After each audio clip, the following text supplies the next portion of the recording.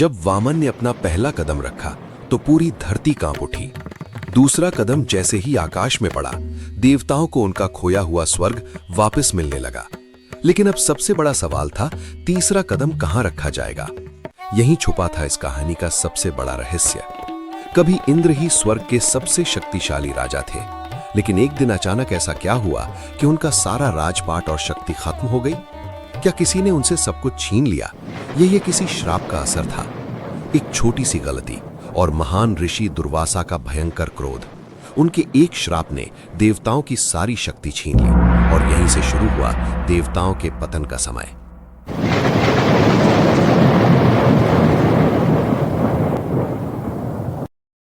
राजा बलि एक महान और दानवीर राजा था। उसने अपनी शक्ति और तपस्या से तीनों लोक पर विजय पाली थी। लेकिन उसका सबसे बड़ा गुण था उसका दान।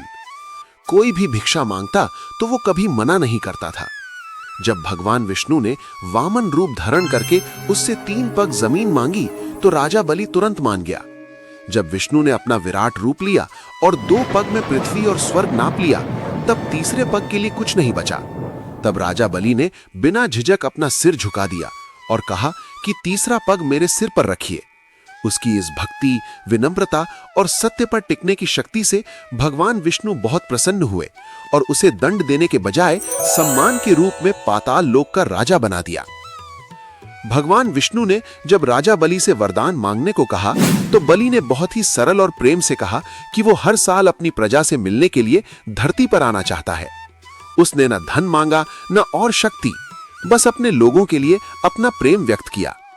भगवान विष्णु ने उसकी भावना को समझा और तुरंत ये वरदान दे दिया। इतना ही नहीं, विष्णु ने खुद भी उसके द्वार पर रहकर उसकी रक्षा करने का वचन दिया। तब से माना जाता है कि राजा बलि हर साल अपनी प्रजा से मिलने धरती पर आते हैं। उनके आने की खुशी में लोग बड़े प्रेम और उत्साह से त्योहार मनाते हैं, घर सजाते हैं, रंगोली बनाते हैं और अपने राजा का स्वागत करते हैं। ये दिन उनके और उनकी प्रजा के बीच के प्रेम, विश्वास और समर्पण का प्रतीक बन चुका है।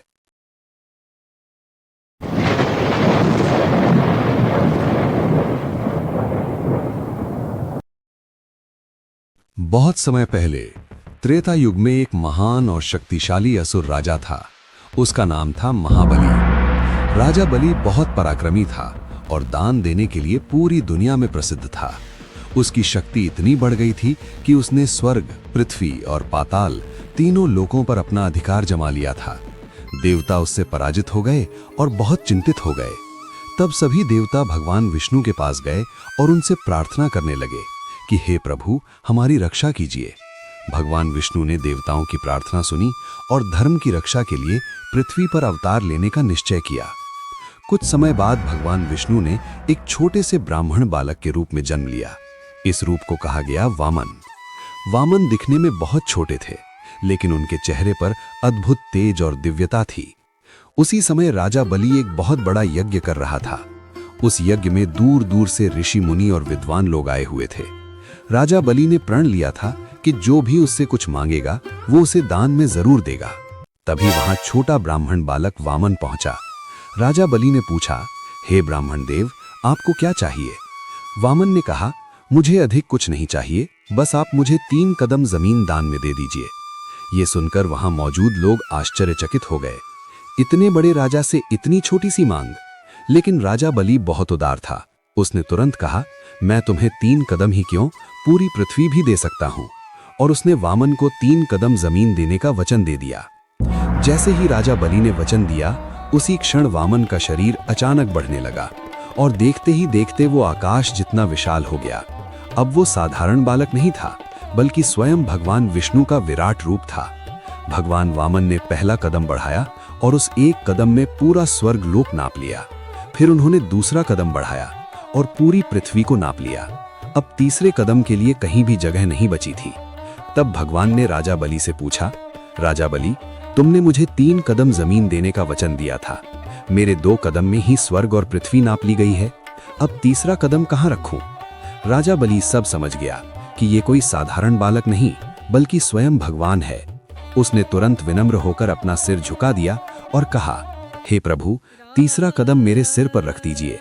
यही मेरे लिए सबसे बड़ा सौभाग्य होगा। भगवान विष्णु राजा बलि की भक्ति और दानशीलता से बहुत प्रसन्न हुए। उन्होंने तीसरा कदम राजा बलि के सिर पर रखा और उसे पाताल लोक का राजा बना दिया। साथ ही भगवान ने उसे आशीर्वाद दिया कि उसका नाम सदा सम्मान और श्रद्धा के साथ लिया जाएगा। और इस प्रकार भगवान विष्णु ने वामन अवतार लेकर देवताओं की रक्षा की और दुनिया को ये संदेश दिया कि सच्ची भक्ति और सच्चा धर्म हमेशा सबसे शक्तिशाली होता है।